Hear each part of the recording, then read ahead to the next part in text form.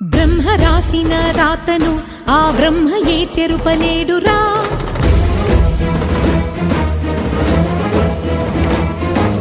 ధర్మ మార్గమే తప్పితే ఆ దైవమే నీకు కీడురా.